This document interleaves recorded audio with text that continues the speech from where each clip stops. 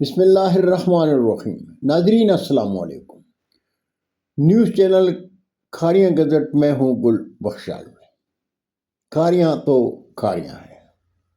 ناظرین، کھاریاں شہر میں تاجر برادری کے الیکشن کی گہمہ گہمی بھی خوب ہے۔ گزشتہ ہفتے گلیانہ روڈ بازار کی تاجر برادری کے انتخابات میں مرکزی انجمن تاجران کے حمایت یافتہ صدارت کے امیدوار مرزا شہباز اسلام اپنے پورے پینل کے ساتھ 369 ووٹ لے کر انجمن تاجران گلیانہ روڈ کے صدر منتخب ہوئے تھے، جبکہ مقابل گروپ کے صدارت کے امیدوار ملک شعبان صرف 79 ووٹ حاصل کر سکے تھے۔ مین بازار کھاریں کے تاجر برادری نے الیکشن بورڈ تشکیل دے دیا ہے، جو الیکشن شیڈول کا اعلان کرے گا۔ انجمن تاجران جی ٹی روڈ کی تاجر برادری نے عبدالقیوم بٹی، حاجی جاوید ملک اور ظفر مجید بٹ پر مشتمل 3 رکن کمیٹی کو الیکشن بورڈ تشکیل دینے کا اختیار دے دیا ہے۔ انجمن تاجران ڈنگا روڈ کے تاجر برادری نے الیکشن بورڈ تشکیل دے دیا ہے۔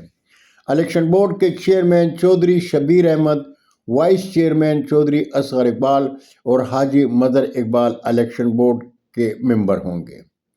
کھاریاں شہر میں باؤ جاوید کے انتقال کے بعد کھاریاں شہر کے چاروں بازاروں اور مرکزی انجمن تاجران کے الیکشن نہیں ہوئے تھے، لیکن ملک برادر الیکٹرانک کے ایم ڈی ملک شبیر حسین اور کھاریاں پریس کلب کے سابق صدر حاجی عبدالرؤف کے درمیان ناچاکی کی وجہ سے حاجی عبدالرؤف نے مرکزی انجمن تاجران کو جعلی انجمن کہتے ہوئے انجمن تاجران کے انتخابات کے لیے سوشل میڈیا پر آواز اٹھائی، جس کا انہیں بڑا خمیازہ بھی بھگتنا پڑا، لیکن وہ اپنے موقف پر ڈٹے رہے۔